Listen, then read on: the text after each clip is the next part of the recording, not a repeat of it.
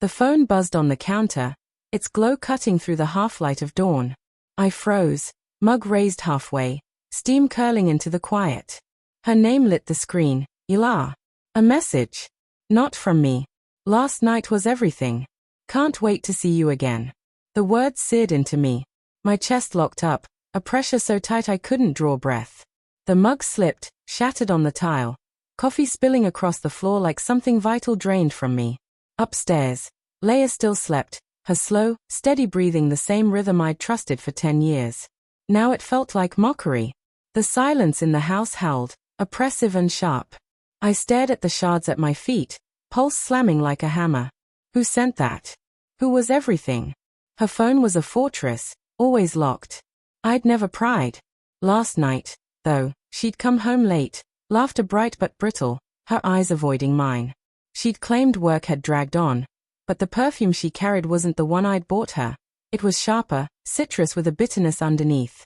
I'd shrugged it off then, convinced myself I was imagining things. But the message stripped those excuses bare. I snatched up her phone, fingers unsteady. The screen blinked dark, demanding a passcode. I tried the obvious, our anniversary, her birthday. Denied. My stomach knotted. She'd changed it. Why? When? I climbed the stairs, each step heavy as though I were wading through tar. She lay in our bed, dark hair splayed across the pillow, face serene, untouched. A picture of peace. It enraged me. I wanted to shake her awake, demand the truth, but my throat tightened, words choking silent. I backed away, retreating like a coward, down into the empty kitchen. I poured another cup. The bitterness hit like punishment. Last night was everything. Everything what? A meeting? A drink? Or a betrayal so sharp it would gut the life I thought we had? For months, she had been drifting, subtle at first, but undeniable now. Her phone always face down, her sudden craving for solitude after dinner, the new ritual of locking the bathroom door when she showered. I'd told myself it was work stress, the weight of her promotion. Once, she'd said my family drained her, and I'd laughed, promised to shield her from them. But maybe she hadn't been tired of them. Maybe she'd been tired of me. The day dragged, each hour stretched thin with suspicion. When she woke, she pressed a soft kiss to my cheek, eyes searching. "You okay, Tom?" she asked. My nod was mechanical, my voice gone. Her smile looked practiced, rehearsed. She walked out the door, heels tapping sharp little knives across the hardwood, leaving me drowning in thoughts that gnawed at me. I tore through her digital life. Emails, social media, work documents. All clean. Sterile. Too clean. The message screamed louder in that emptiness. By evening, I was fraying. Rain clung to her coat when she returned, cheeks flushed pink. She tossed her bag on the counter, sighed. "Rough day," she muttered, pouring wine. I watched her, every movement suddenly suspect. Graceful, yes, but calculated.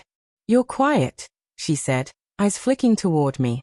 Her voice casual, but her knuckles whitened around the glass stem. I wanted to hurl the message at her, to demand who he was. Instead, I croaked, "Just tired." She nodded, swallowed her wine, and the silence between us sharpened into knives. That night, I lay awake. Her breathing was steady beside me, untroubled, while my mind raced itself raw. The message wasn't a mistake. It was a fracture line running through the life I thought I knew, and I needed to see how deep it went. At 2 a.m., I slid out of bed, her phone clutched in my hand.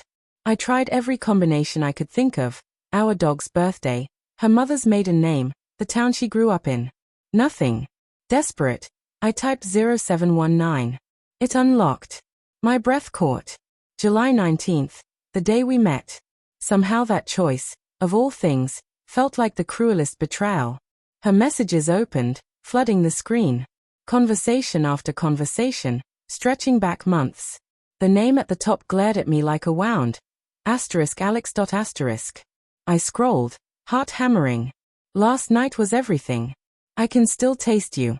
You're all I think about at work. When will you tell him?" The words hit like blows. My hands shook, while rising. I saw their photos, nothing explicit, but damning. A drink shared at a dim bar. Her smile too wide, too real. A hotel lobby I didn't recognize. his hand resting at the small of her back. The text told a story I hadn't wanted to believe. Their secret meetings, excuses she'd fed me word for word. She'd told Alex about me, called me distant, said I didn't see her anymore. She wrote that with him, she felt alive again. That I was safe, but Alex was everything. My chest hollowed out. 10 years of marriage reduced to an afterthought in a glowing thread of words. I sat at the kitchen table, the phone heavy in my hand. My reflection in the dark window looked like a stranger. Upstairs, Leia slept peacefully, oblivious. The house was too quiet again, that silence screaming at me. And now I knew why. A name I didn't recognize appeared on her phone, glowing in the dark like a spark that would burn everything down. My pulse quickened, loud in my ears, each thud a war drum. I scrolled further, my hands trembling. Meet me at the hotel again. You make me feel alive. When are you leaving him? Each word sliced deep, tearing through 10 years of life we'd built together. I saw our wedding in flashes, the vows, the laughter, the champagne toasts. I saw our worst arguments, the nights we turned our backs in silence. I saw the soft mornings, when she'd rest her head on my shoulder while coffee brewed. All of it felt like ash now, collapsing under the weight of a stranger's name. Her reply made my chest cave in. I'm trying. My knees buckled.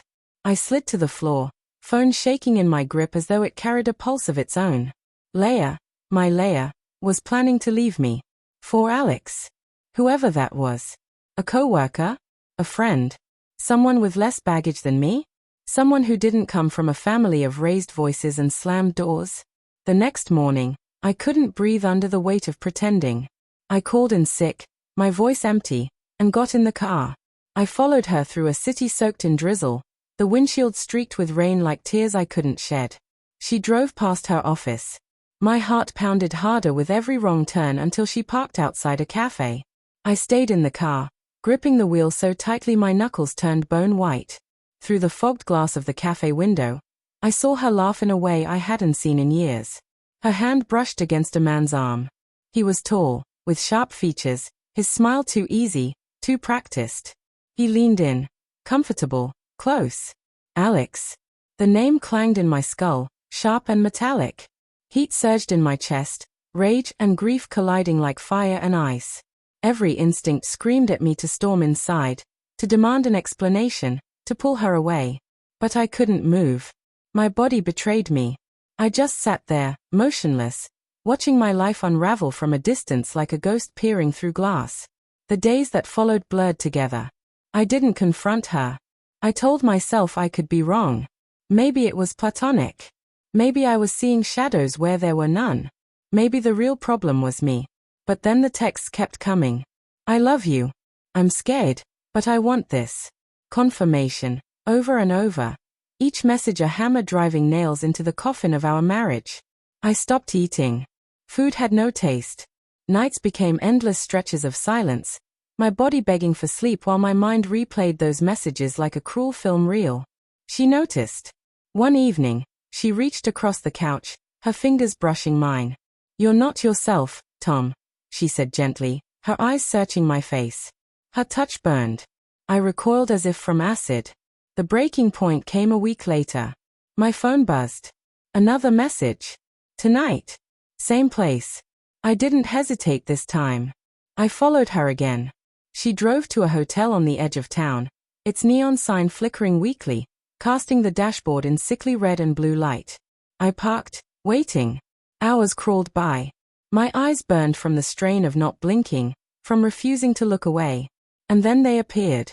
Her arm in his hand resting on her back like it belonged there. They stepped under the streetlight, the glow painting them in cruel detail. He leaned down, and she kissed him, not hurried, not stolen, but slow, lingering, intimate. My world collapsed in that moment. I drove home in silence, the steering wheel slippery under my palms. When she walked through the door later, I was waiting, her phone clutched in my hand like evidence, like a weapon. Who's Alex? I asked, my voice flat, alien. Her face drained of color. Her lips opened and closed, searching for words, for excuses. Tom, I saw you. I know. Tears welled in her eyes, spilling down her cheeks. But I felt nothing. No pity, no sorrow. Only a cold, hollow fury. How long? My voice cut the air. 6 months, she whispered. Broken. I didn't mean for it to happen. I was just tired. Tired of pretending everything was fine. Her words echoed the very text that had first shattered me.